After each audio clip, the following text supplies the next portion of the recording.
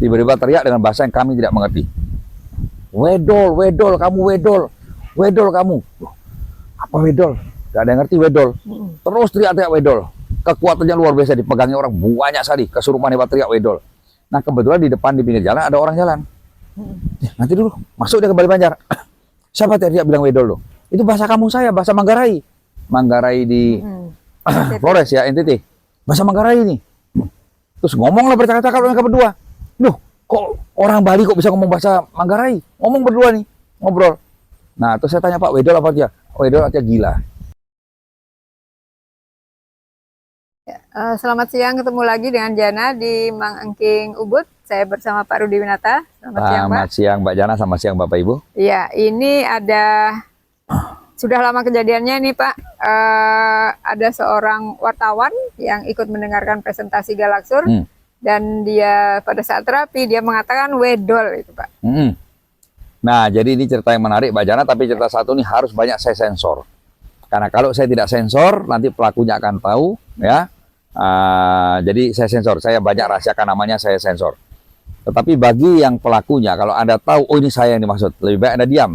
Karena kalau Anda tidak diam, Anda malah protes, ketahuan Anda bisa main ilmu hitam, Anda pernah nyantet orang, lebih baik Anda diam saja. Jadi begini Mbak Jana, suatu saat zaman awal-awal Galaksur, kita ngadakan acara presentasi di Bali Banjar, Jalan Imam Bonjol, ratusan orang datang. Nah, salah satu leader kami membawa temannya adalah wartawan salah satu koran terkenal di Bali. Dan cewek ini pun adalah anaknya tokoh agama Hindu sangat terkenal di Pulau Bali. Nah, itu aja rahasianya ya. Ayo, saya perlu dengar yang gini-gini, yang aneh-aneh saya dengar, saya wartawan, harus serba tahu. Nah, dibawa naik mobil, dijemput, dikasihlah minum air Galaksur. Karena biasa member Galaksur kok mau minum, selalu kalungnya ditempelkan di air. Nah, ini kita sebut air Galaksur. Tempelkan gelasnya. Nah, kemudian minum. Nah, diminumlah sama dia. Begitu minum, pada tadi udah semangat, udah ceria.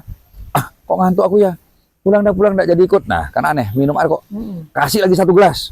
Tempel kalau nggak minum lagi. Begitu minum gelasnya kedua, langsung ngorok-ngorok. Sepanjang jalan ngorok dah bangun. Jadi sampai di Imam Bonjol, dipapah lah. Jadi kanan kiri dipapah.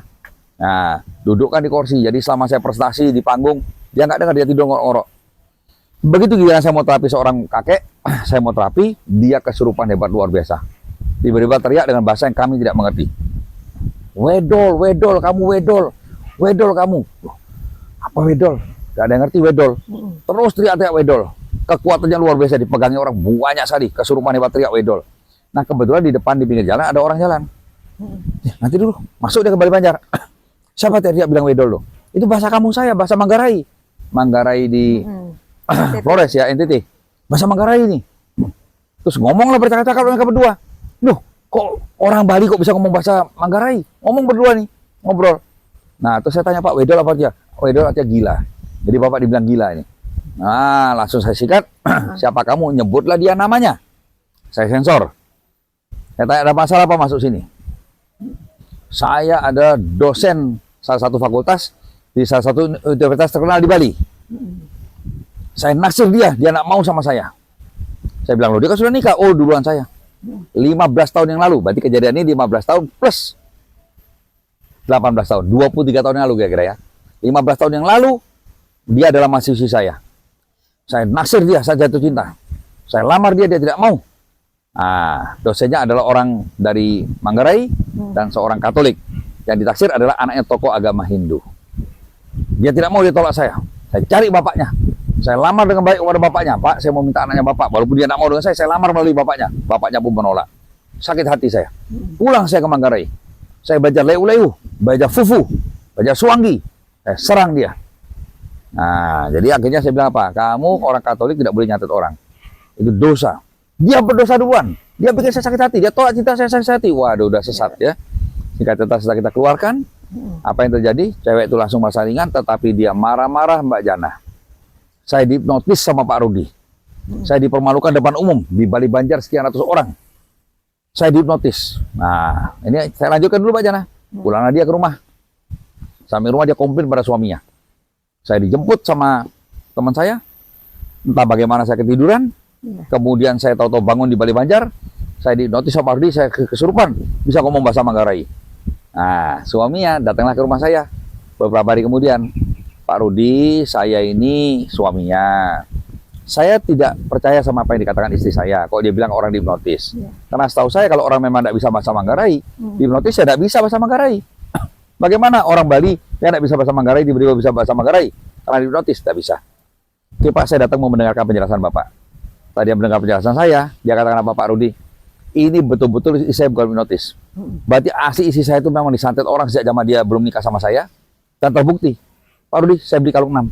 Malah suaminya beli kalung 6 untuk bapaknya, untuk ibunya, untuk keluarganya sendiri, untuk keluarga suaminya.